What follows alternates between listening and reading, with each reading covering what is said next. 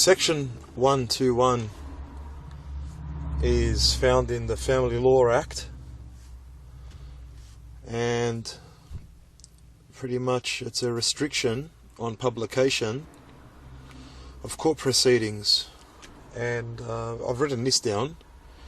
Number one, a person who publishes in a newspaper or periodical publication by radio broadcast or television or by other electronic means, or otherwise disseminates to the public or to a section of the public by any means any account of any proceedings or of any part of any proceedings under this Act that identifies A party to the proceedings, B, C, etc., etc., etc.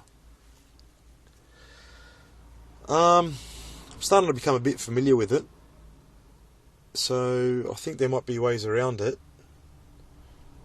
The problem with Section 121, in my opinion, the problem of even having it, I can understand why you would need something that's similar to Section 121, but the actual strict type of way that they want you to be obedient, to not throw anything out at all out there. When you go through the court process, you start to realise how hard it is to have evidence put into a court to allow it to allow it to be admissible. Well, that's up to the judge at the end of the day, or the magistrate. But you might have vital pieces of information that can sway a decision. If the public was to listen to that evidence, there would be public outrage. And on many occasions, the public will be outraged if they were to hear types of evidence that were made inadmissible by a judge's or magistrate's decision. So therefore, Section 121 allows a judge or magistrate to sway a verdict, because at the end of the day, a magistrate is the jury, and they will sometimes, a lot of times, tell you that during court proceedings, that they are the jury. They are the deciding factor. You see, evidence that was obtained illegally, for example, under Part B of the Evidence Act, Section 12, it's called, quote, illegal evidence, unquote, where the probable value of the evidence outweighs the undesirability of using the evidence. So the probable value of the evidence needs to outweigh the undesirability of using the evidence. Someone might say, I have a recording of person, I have a recording of the mother, she's threatening the child, she's about to kill the child, but there's the mother in court saying, no way, I would never say that, I would never do that. The judge can say, you know, how did you obtain the evidence? Well, did the mother know that you obtained the evidence? Did the mother know you were recording? And you'll be like, no, I didn't tell her, because if I told her, I mean, I didn't know how to control the situation in the first place. I just had the recording. It was ongoing. It was an ongoing recording that was going on for about an hour, 2 hours before that. I didn't know that that situation was going to spiral out of control to that extent. Right there and then the judge or magistrate can say, you know, I'm not going to allow that evidence to be admissible. So, if the public did hear something like that, did listen to a mother threatening to kill a child, or to cut up a child, or something of that nature, there would be public outrage. But a judge has decided not to listen to it, and no one did hear it in the first place. Now I'm talking about the public, due to the fact that Section 121 instilled fear into a person that carries the actual evidence. the maximum a person can be imprisoned if they get charged under or for breaching Section 121 is 1 year's imprisonment, so 1 year's jail.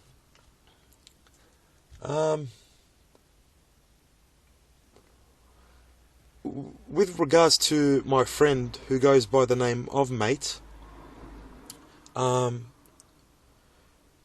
know about your situation and I really feel for you, bro. And to be honest with you, with part 2 of paying with your blood, when I mentioned mate, I was actually specifying yourself, because I always think about you and how the child that's with you is functional, whereas as your other child that's with the mother, I can see that she is dysfunctional. I appreciate your comments. I appreciate everybody's comments. And I see family. I see MGTOW as family. It's not just an acronym. It's a little bit more than that. I think it's a lot more than that. Another thing that I wanted to pass on to everybody is, when I did go to Family and Community Services about 8 months ago, on the back of a door I noticed that there was a photocopied piece of paper around, I think it was an A4, it must have been an A4 sized piece of paper, blue tacked on the back of a door, and it was the UN Charter on the Rights of a Child. And I asked the lady that worked there if I could get a photocopy of that, and I started to read through that, and it took a while for me to understand, as I was going through a lot of trauma. I still am. But what I can say is it's 2014, and I've said this before in many other my other videos. With all the technology and all the advancements that have been made by our species, we like to call ourselves humans, all these advancements, and yet we abuse every single right of a child, apart from the child having the right to having a name. I mean, children have the right to stay with a healthy parent. It's one of the rights that's written in the UN Charter on the Rights of a Child or Children.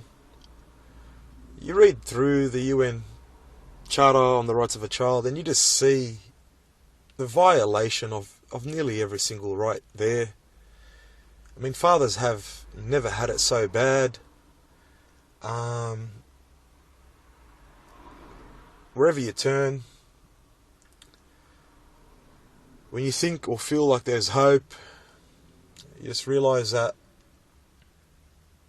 the little bit of hope that you have gets crushed. But with MGTOW, MGTOW is a strength. It creates resilience. It empowers men, and it's really it's a very, very good thing. I have read a little bit of Section 121. I think I understand it. I will keep reading it and going over it until I actually know the whole thing off by heart. But for the time being, what I do know is that if I do not disclose a person's name, then or identify this person as per Section 121, then I can play something like this. What are you looking at me like that for? You want me to give you this pie after you're taking photos of your ears? I took a photo to see what was behind it. Are you serious? Wallahi. What would you do that for? What are you trying to... You're doing it in front of me to make me get scared like you're going to use that against me? You were coming out. I already had the camera on. That's your fault. That's your fault. if you got off me, if you let go of my testicles while I'm lying down, that wouldn't happen, would it? Would it now? No, I wouldn't. Then why don't you fucking let me go? Here. No, here. Then we'll get lost then. It's so much fun today. Now it's time to wiggle on up. I want to see who's coming up to play next on this wonderful wiggly wobbly point. I think I know who that is. Do you?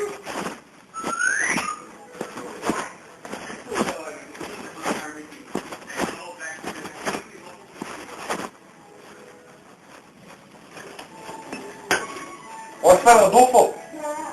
What? Don't stand on the door, the kids are getting scared.